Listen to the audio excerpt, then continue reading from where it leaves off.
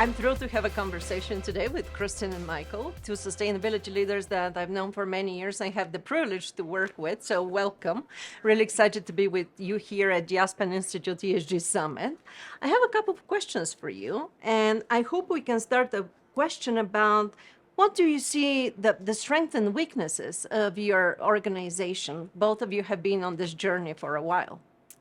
Great. I can start. I would say the strengths of General Motors are our size and our scale. We're a, well over 100-year-old company with operations across the globe and impact a number of communities, both from our workforce that's there and people's lives. And so to be able to really drive into what we're doing from a sustainability standpoint and that impact that it has on our employees and the communities where we live and work, whether it be the work that we do from a nature standpoint or our renewable energy goals, all of those have such an impact on such a large group of people that it's inspiring. And it's globally as well. It is very global. Yeah. Yes. Michael, the same question for you. Very similar. I would say that, one of the one of the strengths that we have at Starbucks is we do have a very clear environmental vision. Yeah. It's to give back more than we take from the planet. And that is really embedded in our business. And so, for us, like my team is relatively small at the corporate level, and all of the work that we do, whether it's around reusable cups, for example, that's embedded in our cups innovation packaging team. The work we're doing on sustainable dairy is embedded in the supply chain, similar to sustainable coffee. So we're very embedded in the business. And I would say, just like you, Kristen, the global nature of the brand and the company and right who Starbucks is, and we have 38,000 stores all around the world, and that reach is a huge opportunity because all of our millions of customers, they want us to make sustainability easy for them. That's really our mission, or my mission, as the head of sustainability.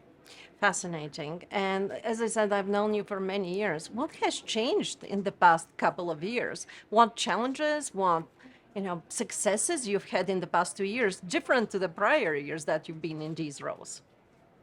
I'll start again. I think I came into this role, as you know, my background is in product development.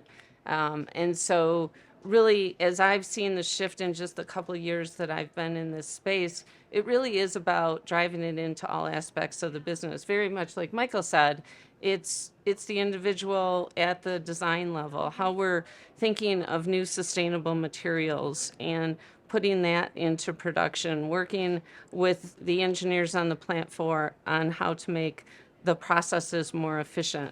And so I think it's taking this big umbrella of sustainability, which we know has many, many factors underneath it, and driving it down into the individual and how we drive that at a business level where people can understand what it means to them and to their role and how they can have an impact on the broader company and broader world. Michael? I would say that, I've been at Starbucks for about 4.5 years now.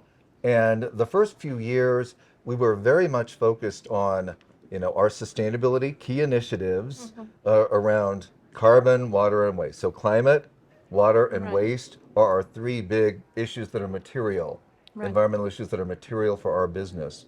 And on waste, like one of my passions has been cups, right? We have lots of disposable cups that we use. The cup is a great icon of the brand. Everyone knows it. We're walking around with Starbucks cups.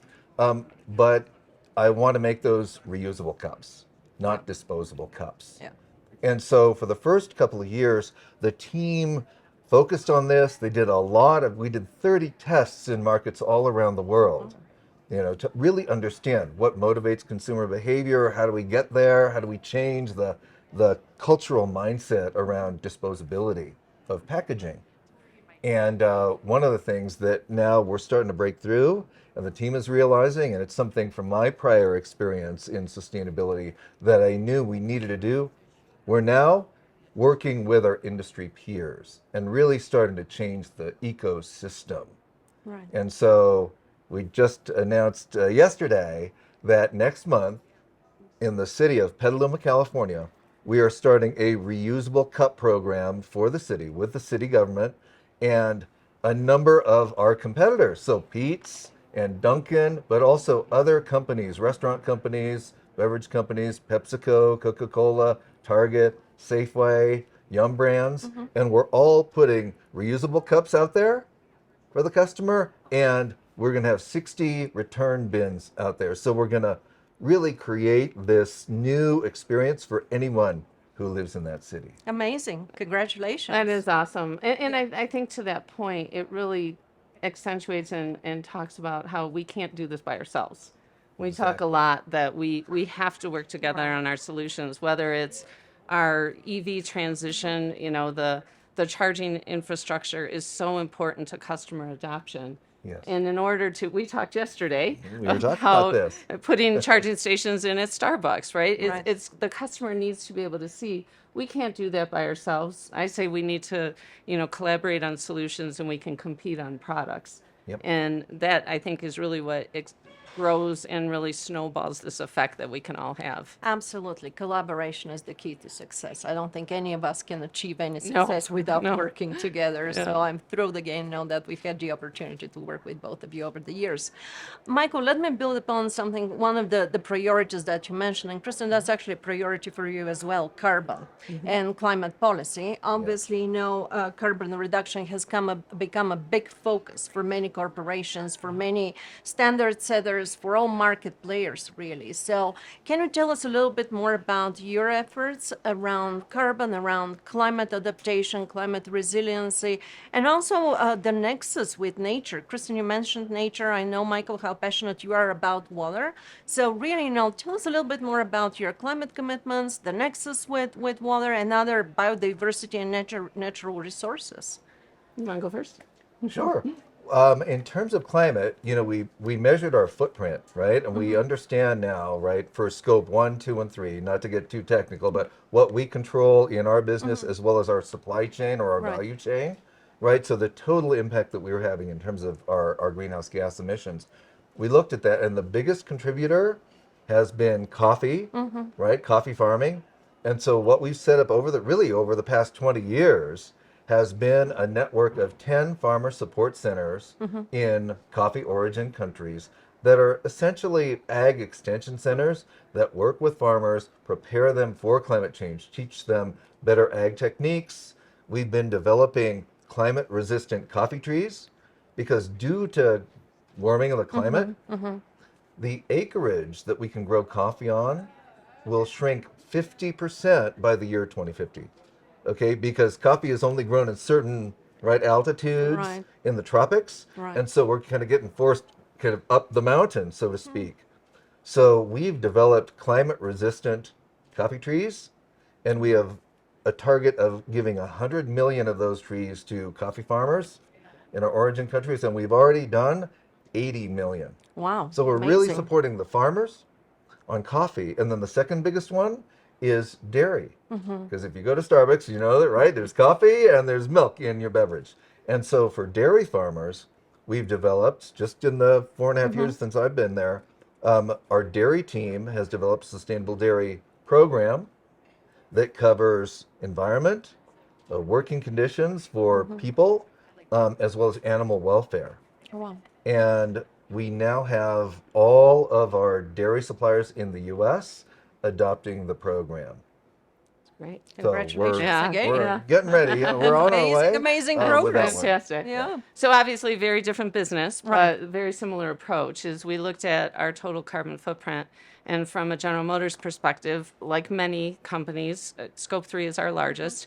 We're about 75% is the customer usage of our vehicles. And then the next biggest is logistics and supply chain. Only about 2%, actually anywhere from 1 to 1.5% is our scope 1 and 2. Okay. But if you think about our scale, General Motors still has a large footprint. And so we're not ignoring that. Clearly, we've had goals around renewable energy. In fact, we're really proud that next year will be 100% renewable in the U.S. for all of our operations. And You're sharing so many news today. Congratulations yeah, to both yeah, of you. thank you. And well on our way to our goal for globally by 2035. But it's really looking at that. And I think in each case, like you talked about, understanding where your company's largest impact is. So as we make this transition to an all EV future, it's going to take some time. But a lot of it is having products that the customers can live their lives in. Up until recently, many EVs were either luxury vehicles or very small vehicles that didn't fit the need of a family. Now we have an Equinox that is available that with the tax incentives, et cetera, is less than $30,000 for an EV that's a family-sized, vehicle, the largest segment in the U.S. And so it really enables that transition for everybody. As we make that then next step, looking at our supply chain, we've asked our suppliers to make commitments around what they're doing from a renewable standpoint, and also commitments around human rights and fair labor practices so that we ensure that the work we're doing in the right way. So it's really trying to understand the biggest impacts we can have, and both internally and externally. Actually, let me build upon this, Kristen. Not just talk about risks and impacts, but talk about opportunities as well. You already mentioned one example. Give us a little bit more examples how your companies are considering ESG criteria, sustainability criteria in growing your business and creating value for your businesses. Absolutely. I mean, so many things that we do around sustainability, it's not just that it's good for the environment, it truly is good for the business. Saving water, saving energy, eliminating waste, those are all great financial decisions. Right. And we want to sometimes get debates around these topics, and many of these cases I said these are the same things that we grew up with, right? Our parents told us to stop running the water, turn the lights off, shut the door, don't let all the air out of the house. Right. I mean, all of these things are just basic doing the right thing. And the same goes for social aspects as well. Sure. Right? I mean, it really comes down to understanding the impact that everything has and doing it in a way that's good for ensuring that the company is resilient to these outside factors, but also that we're creating a better world to leave behind us for future generations. Absolutely. Michael, opportunities at Starbucks? Yes, I would say, totally agree with everything you've mentioned, just in terms of the financial case, right, for sustainability. And I've always believed that the more sustainable product and service is going to be better for your business and less costly by definition, because you're using less inputs, Exactly. Right. And so you're using less water and less energy, right? You're using fewer materials, Right. And so that is very helpful for the bottom line. And then in terms of creating value, right, we think about our customers a lot. And what we would like to create is that we think about the total customer experience. When they go to a Starbucks store, today we have 6,000 of our stores that are rated as greener stores. And this is a combination of the best that we've taken from LEED, because at one point we had the most LEED certified stores of any retailer. Right. So we blended the best of LEED, which is the built environment, with something that WWF helped us build, which is how you operate the store, right? And so now we have these greener stores that use 30% less energy and less water, and they recycle in the stores. And we want to create that experience. Some of them now have solar panels, some of them now have EV charging. Exactly. So the customer can come and have a very sustainable store experience. They can know that the coffee has been sourced sustainably. We're pushing to get them in these reusable cups. So I just happen to have one. Props. We announced in I January. have an EV on camera. That's All not quite we fair. will next Well, time, we're right? going to go and get some cups at Starbucks. In January, in North America, we started accepting customers' personal cups. So you can bring your better insulated cup, whatever, into any of our channels. So whether you dine in the cafe, whether you're in the drive-through, or whether you just go to pick it up, you can now use your own cup. You bring it into Starbucks, you got to take the cap off, you put it into a sterile, hygienic container. No one touches it. The barista fills it. take it out, you put your cap on, and you take it away. 10 cents off and 25 of our reward stars for that behavior. So this is part of the total customer experience and the value creation Exactly. that we're really after. And I think what you said too about the total customer experience, it really, the same thing translates in our business as well. I mean, once you experience an EV and you no longer have to go to the gas station, growing up in Michigan. I've been converted. See? I'm driving an EV, so I've been converted. Excellent. I mean, it really is a rewarding experience. I mean, they're fun to drive, instant acceleration, don't have to worry about gas. The range is incredible on the vehicles now. And as the ecosystem builds out, that customer experience, right? It's different. You don't go to a gas station. Now you go and you can take care of what you need to while you're getting coffee. Starbucks, Yeah, right? exactly. So it really does create a better experience for the customer overall. Right. Let me pivot here and ask you another business-related question, actually. I know that in complex organizations like yours, sustainability doesn't reside just within your department, your group with the chief sustainability officer. How do you avoid siloing the initiatives, the programs? How do you bring together other senior executives, the CFO, the controllership, HR, supply chain, for both of your organizations' key functions, obviously? How do you work across the different functions and avoiding silos with regard to sustainability? Yeah, I mean, this is an extremely collaborative space, both internally and externally. I mean, again, having a background in product development, it's very, very different. That's very insular. But I think as we look at it, my goal is that we weave sustainability into all aspects of our business, just like we've done with safety and quality. Right. So it's part of everybody's jobs. A great example is we recently made an announcement around a material that we're working with a company called MycoWorks. And it's a fine mycelium that takes the roots of mushrooms to create a leather alternative. And so internally, it started with our GM Ventures team, our investor group, worked with our creative design team, who are incredible at what they do from a fashion standpoint, a look, a feel, a texture, engineering team to make sure that the material has the right qualities from a durability standpoint. Yep. And then the product teams to really implement it eventually onto a vehicle or a product. And so it really crosses clearly with the backbone of finance, et cetera. And so these really are initiatives that go well across the company to tie it all together. Fascinating story. As a biologist, this really, I'm really enjoying so much. And it this feels, story. and it's cost effective and it's durable. Right. So really, back to the value creation and the customer experience, the sustainability decision is often a better, or the option is often a better option. Right. Yeah, it's great to hear about that, because my previous role was at Levi Strauss and Company. There you go. And we were looking at that as well, right? The mycelium as a leather substitute. Yes. Yeah. For the back patches on the jeans. Exactly. Yeah, it's great to hear. And we've talked with other companies as well. I mean, Right. and which is again a uniqueness of what we're doing in this space. Many of us have the same problems that cross industries in ways that other challenges don't. Right. So. Yeah. Michael, how do you work across functions? As I mentioned, my team's relatively small, and sustainability is embedded not only in the various functional areas, but also in all of the business units. So our regional business units have their own sustainability councils. Right. And then that structure across, the matrix, right, the business units and the functions, that is mirrored at our leadership level with our sustainability or our environmental council, which is key leaders from all parts of the business and the functions that meet quarterly to review our progress, what's next on the agenda, where are we headed, and so forth. Yeah.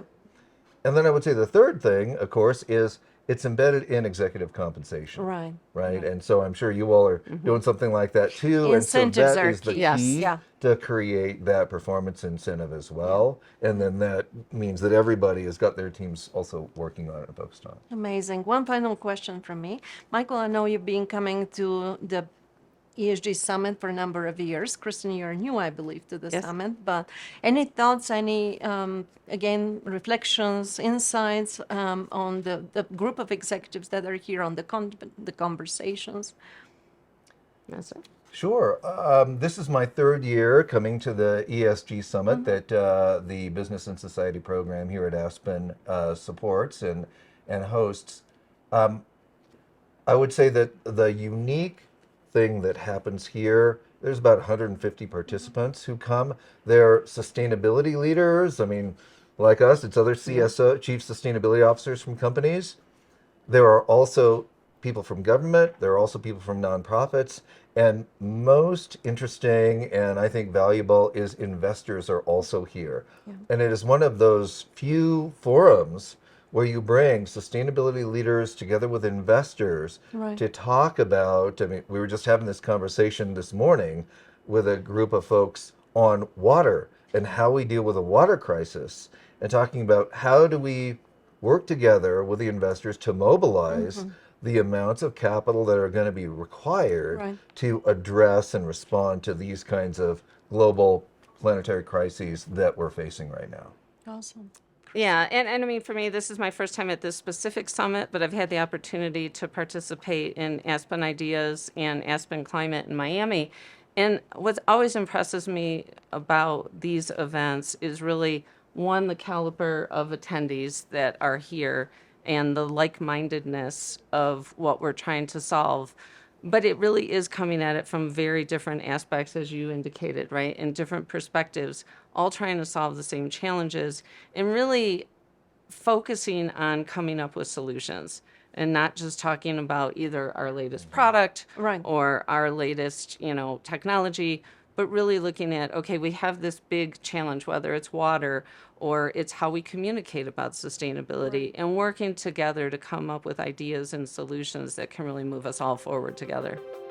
Thank you both for this terrific conversation. Looking Thank you. forward to continuing to work together. Thank you. You too. Thank you.